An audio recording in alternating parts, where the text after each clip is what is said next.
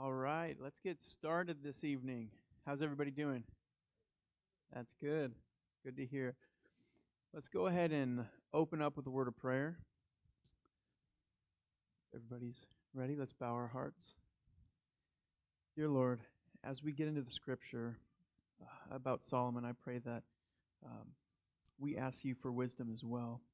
There are so many areas in our lives where we act foolishly, Lord.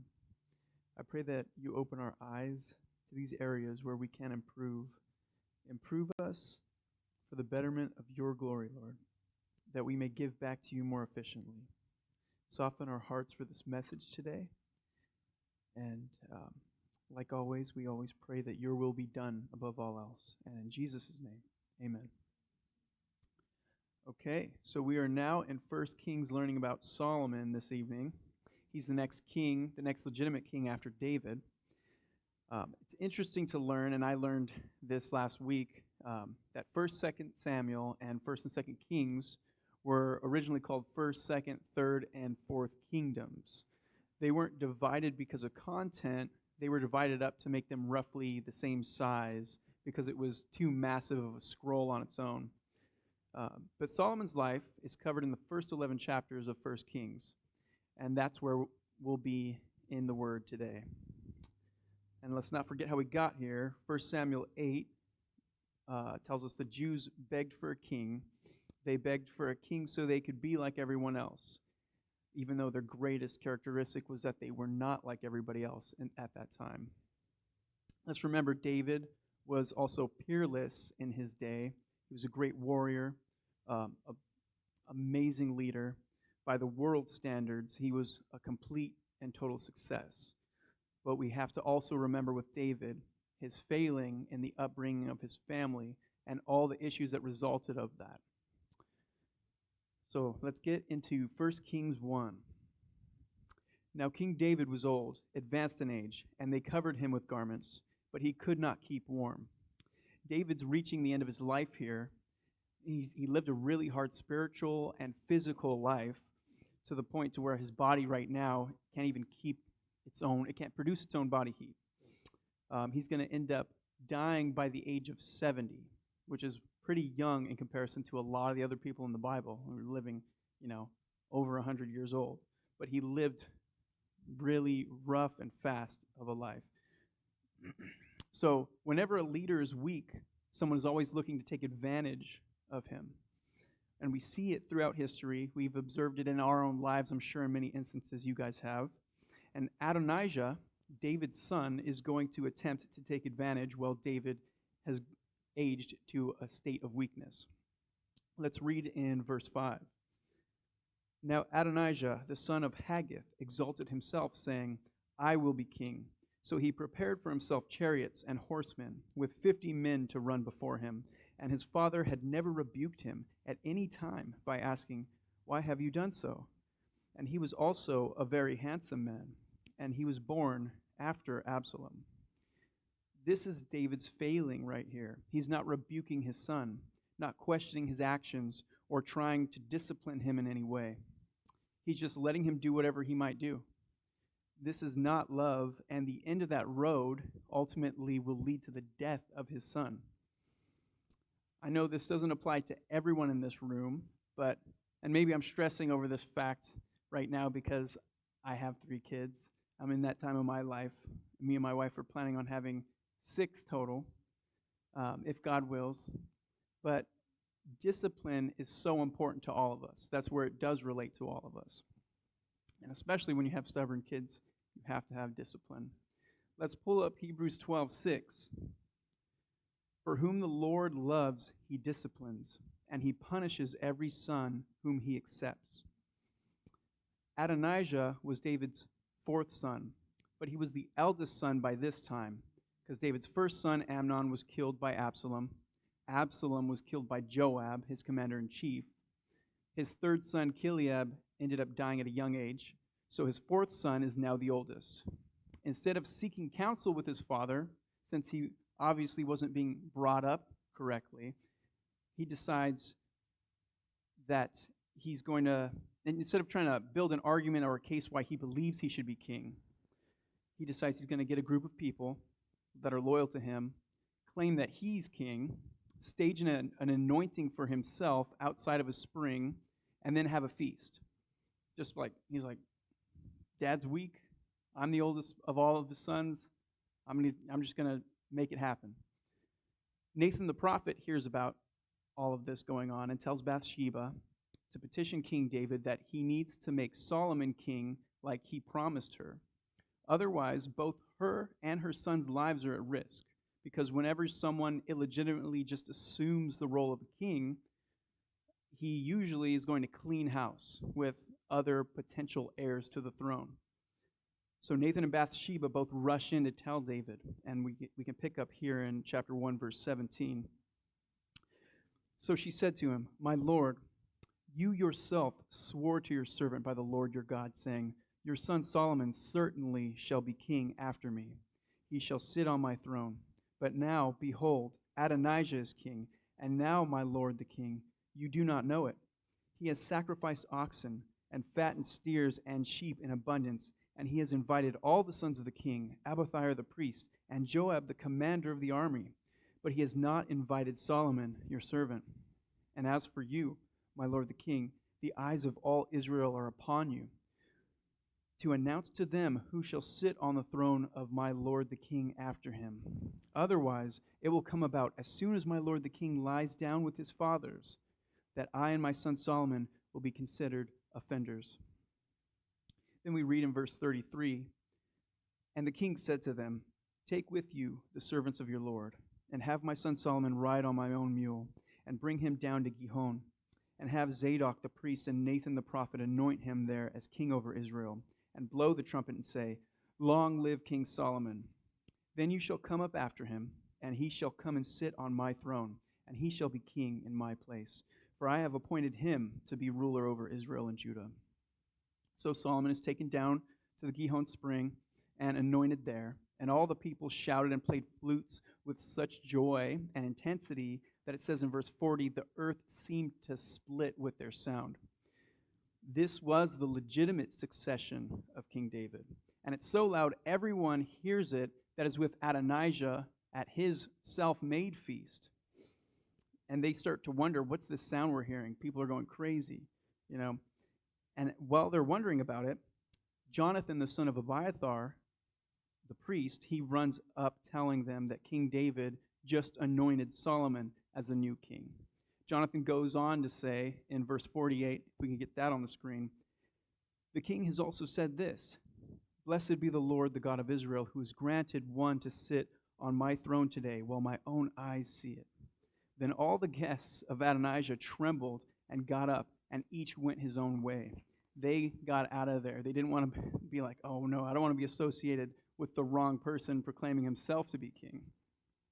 Adonijah was also afraid at this moment. But Solomon, even though Solomon knows what Adonijah was trying to do, he proves himself to already have wisdom early on. Just from a young age, God had given him a little wisdom. And just like with takes a little money to make money, you know, it took a little bit of wisdom of Solomon to gain a lot of wisdom. But he told his brother, if he proves himself a worthy man, he'll live. But if evil is found in him, he will be killed. He's already displaying this wisdom here with just the way he reacted. You know, it wasn't a knee-jerk reaction. Some scholars believe Solomon at this point was around 16 to 18 years old when he first became king. That's extremely young. And meanwhile, in Cheatham County, we have 18-year-olds who forget to flush a toilet, you know. It's a huge contrast. But so let's read in chapter 2, verse 1. "As David's time to die drew near, he commanded his son Solomon, saying, 'I am going the way of all the earth, so be strong and prove yourself a man.'" And what does David mean by this? He isn't trying to provoke him into like a macho toughness. He's not giving him a vague pep talk of like, prove yourself a man when you become king. He says, prove yourself a man, and then goes on to define it. And I really like this. I want to emphasize this because we always talk about what we think a man should be, you know, the ideal man. But here we get King David's definition of what a real man is. What is King David's definition? Let's read it in verse 3. Do your duty to the Lord your God, to walk in his ways, to keep his statutes, his commandments, his ordinances, and his testimonies, according to what is written in the law of Moses, so that you may succeed in all that you do and wherever you turn, so that the Lord may fulfill his promise which he spoke regarding me, saying, if your sons are careful about their way, to walk before me in truth with all their heart and all their soul, you shall not be deprived of a man to occupy the throne of Israel. And we see that in 2 Samuel 7 as well. That's the covenant God made with David. And that's one of the best definitions of what a man is right there. I don't know if I could come up with a better definition. You tell me how much you walk before Christ in truth with all your heart and all your soul. Tell me how consistently you walk in his ways, and I can tell you how much of a man you are. And this is really good godly advice David's giving. And then David immediately switches and starts telling Solomon to assassinate some people who might cause problems with his grasp of the kingdom. He's got to do some house cleaning in order to strengthen Solomon's hold. David was able to maintain his kingdom with these people sticking around. But David knew, just like his son Adonijah saw David's old age as an opportunity, these men would see Solomon's kingship as both a problem and an opportunity. First off, he tells them about Joab, the commander of his army. Joab had killed David's nephew Amasa, and he also killed Abner, who was the commander-in-chief of Saul's army. So David says to deal with him. Second, he tells him about Shimei. He was the guy who, when Absalom kicked David out of Jerusalem, Shimei was on the side of the road on the Mount of Olives cursing at him. David did nothing at that time because he saw that as a judgment of God, and he respected that. But now as he is passing away and as he's passing the kingship down, he's remembering that guy. And if Shimei hated David, he would certainly think of Solomon as invalid. And then David dies, and we read it in 1 Kings 2, verse 10. Then David lay down with his fathers, and he was buried in the city of David. Now the days that David reigned over Israel were 40 years. In Hebron he reigned for 7 years, and in Jerusalem he reigned for 33 years. Then Solomon sat on the throne of his father David, and his kingdom was firmly established.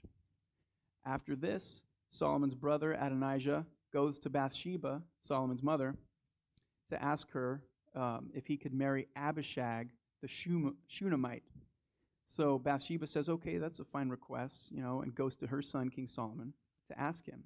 And this sounds like an innocent request. He's just requesting a woman to marry. Bathsheba didn't think anything of it, and so she goes to ask Solomon. And here we see more of Solomon's wisdom, his God-given wisdom at work at a young age, because Solomon realizes what Adonijah really wants. The woman Abishag was regarded as a concubine and a part of their father, King David's harem. So if Solomon's older brother, Adonijah, marries a woman regarded as their father's concubine or their father's wife, the status of that marriage could eventually challenge and usurp Solomon's reign. Even if it starts off innocent, that potentiality is always there. So let's read 1 Kings 2, verse 22. And King Solomon's responding to his mother after asking. But King Solomon answered and said to his mother, and why are you requesting Abishag the Shunammite for Adonijah? Request for him the kingdom as well, since he is my older brother. For him, for Abiathar the priest, and for Joab the son of Zeruiah. Then King Solomon swore by the Lord, saying, may God do so to me and more so, if Adonijah has not spoken this word against his own life.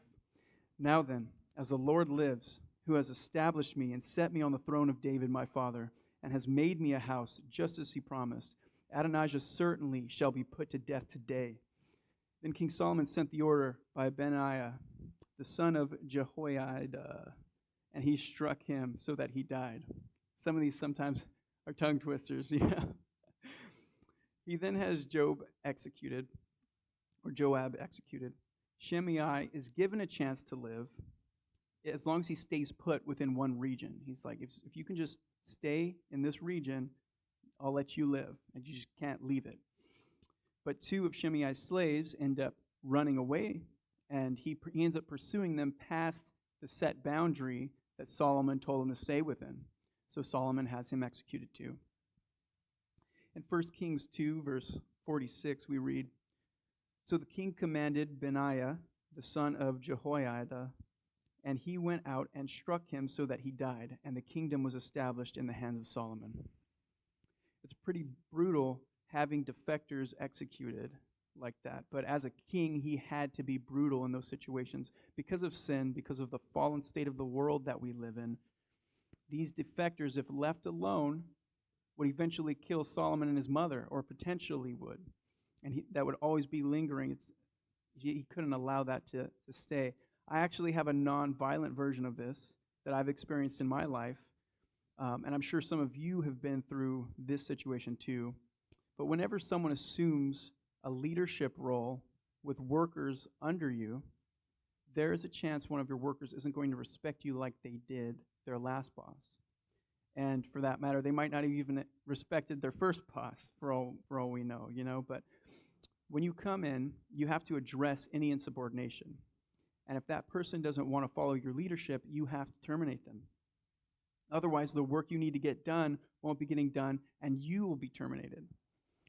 Of the 3 properties that I supervised, I've had 2 of them with a worker, 2 different situations that was working at the property before I started, and I took over as their boss.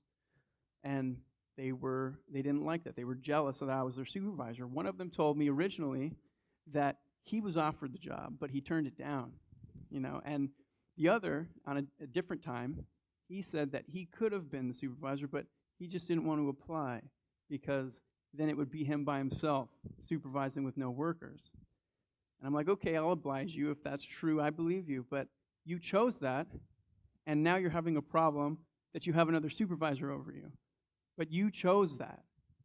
And after I confronted each of them and told them in a very gentle way, because I'll try to be gentle at first unless my hand's forced, of course, But I was really, with baby gloves, I told them how things had to be moving forward.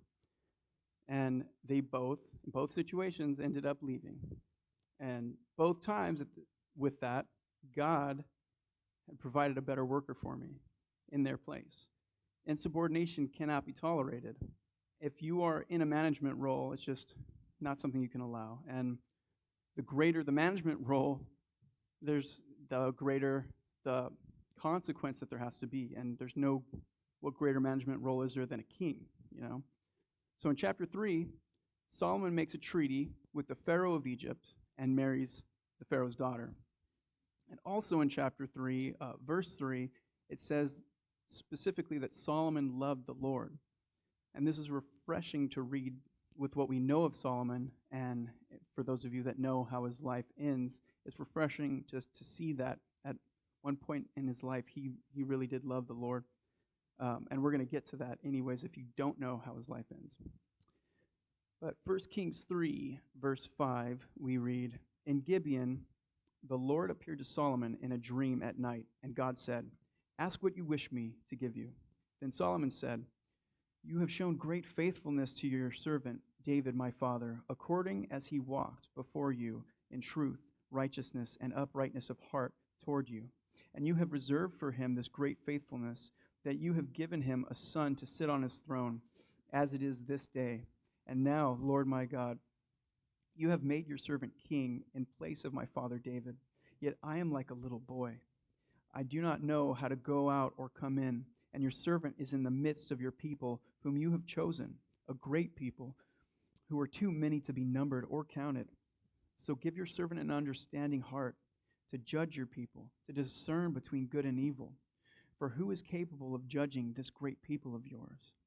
And see, the little wisdom he got from God early on, he used that to make a really wise choice for what he's asking. And this pleases God. We read in verse 10, "Now it was pleasing in the sight of the Lord that Solomon had asked this thing. And God said to him, 'Because you have asked this thing, and have not asked for yourself a long life, or to have riches for yourself, nor have you asked for the lives of your enemies, but have asked for yourself discernment to understand justice, behold, I have done according to your words. before you, nor shall one like you arise after you. It says, there has been no one like you. See, I think I'm going to skip the line. Behold, I have given you a wise and discerning heart, so that there has been no one like you before you, nor shall one like you arise after you. I have also given you what you have not asked, both riches and honor, so that there will not be any among the kings like you all your days. And if you walk in my ways, keeping my statutes and commandments, as your father David walked, then I will prolong your days.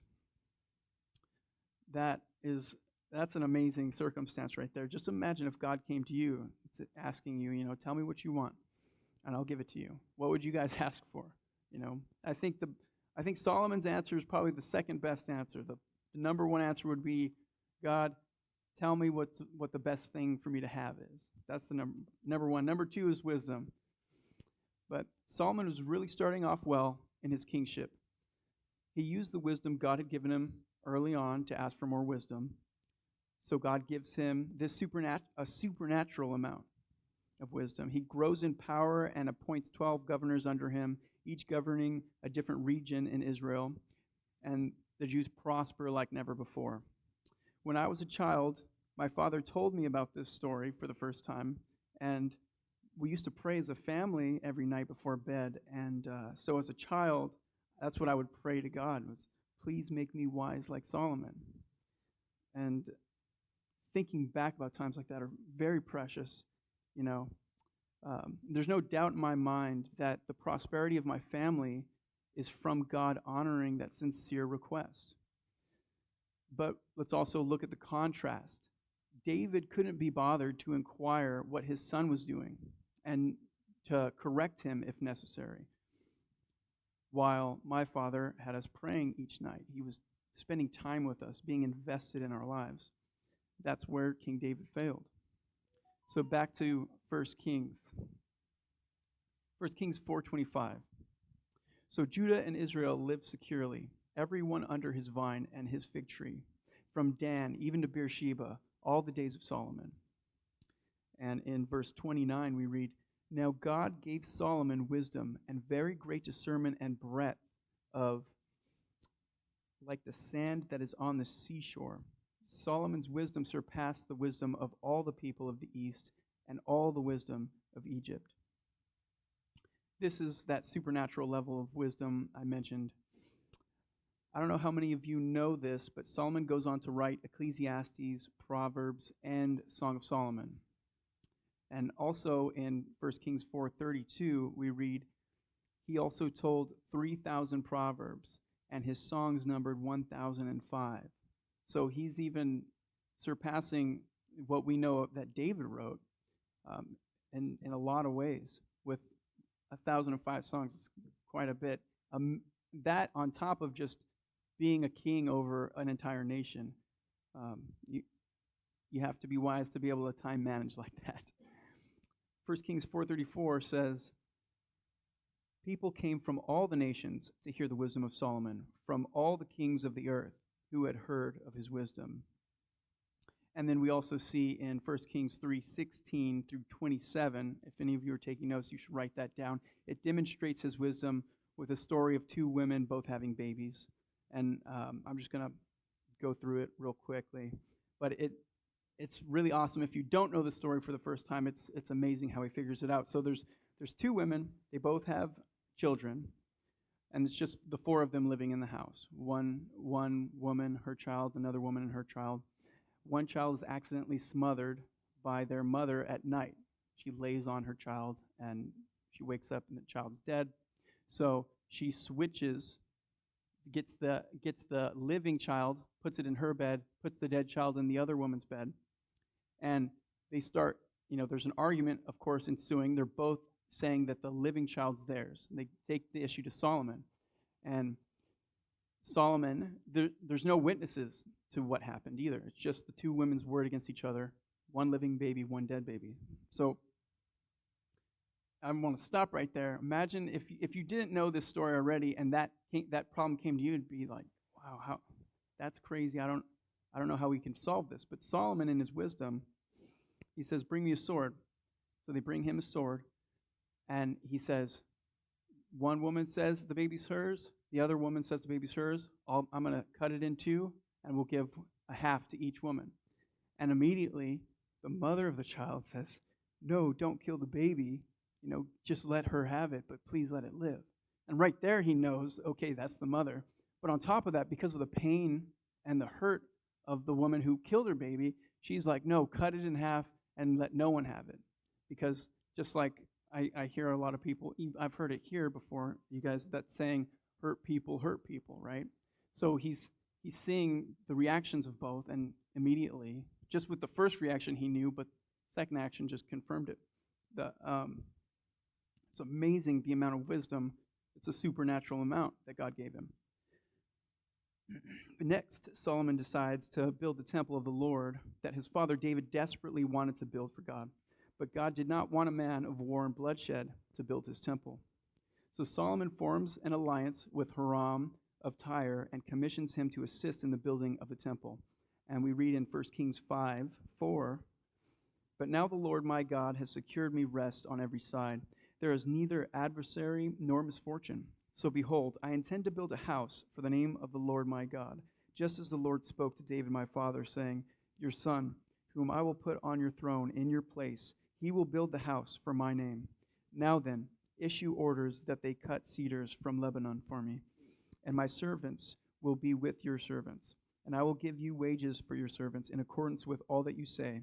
For you yourself know that there is no one among us who knows how to cut timber like the Sidonians. Solomon gets cedars from Lebanon and a labor force of 30,000 men to assist in building the temple. And the temple represents the peak of Solomon's whole career as king. It's the peak of his whole life, the building of that temple. It represents the height of his glory, And the temple is considered at the heart of Judaism as well. What we call the Temple Mount today is where they believe that the original temple stood. Solomon took 7 years to build the temple, but it took him 4 years to get started. He was a king 4 years before he got started. And after being enthroned and David's speech to him, you'd think he would have gotten right to it. Also, something we see in Solomon, it's just kind of speculation, but he takes 7 years to build the temple, but when he's done with that, he takes 13 years to build himself this glorious palace. And it's interesting also that we see Solomon, how he favored this woman, the daughter of Pharaoh, the first woman it says he marries, to the point that when he builds that palace, a fourth of it is built for her. And then strangely, that's the last you hear about her in 1 Kings. And instead, for all his wisdom and everything he did not finish the race of his life well. As we read in 1 Kings 11:3, now King Solomon loved many foreign women, along with the daughter of Pharaoh, Moabite, Ammonite, Edomite, Sidonian, and Hittite women, from the nations of which the Lord had said to the sons of Israel, you shall not associate with them, nor shall they associate with you. They will certainly turn your heart away to follow their gods. Solomon clung to these in love, and he had 700 wives who were princesses and 300 concubines, and his wives turned his heart away. For when Solomon was old, his wives turned his heart away to follow other gods, and his heart was not wholly devoted to the Lord his God, as the heart of his father David had been. And chapter 11 ends with Solomon's death. 1 Kings 11:42. So the time that Solomon reigned in Jerusalem over all Israel was 40 years. Then Solomon lay down with his fathers and was buried in the city of his father David, and his son Rehoboam reigned in his place. Unfortunately, after that peak in his life, the building of God's temple, and God actually entering into that temple with his presence, that's to show a picture for us in the modern day, God's intention to dwell within us, because he has revealed to us that our bodies are his temple that he dwells in. But after that, after he builds it, he completely gives into his lusts and his love for women. I want to end it on a positive note, though. Before Solomon gave into his sin, the wisest man of all time, who wrote 3 books of the Bible that teaches us wisdom, uh, even though he taught us wisdom, in the end, he didn't live according to those writings that he wrote. Um, we're going to end with Proverbs 31. I personally think the he's taking this proverb from a mother that was giving wisdom to her son who was a king. And although I think it's kind of hinting that it's Bathsheba. This is just conjecture, though. I personally think it's Bathsheba, his mother, giving him some wisdom and insight, and he included it in Proverbs 31.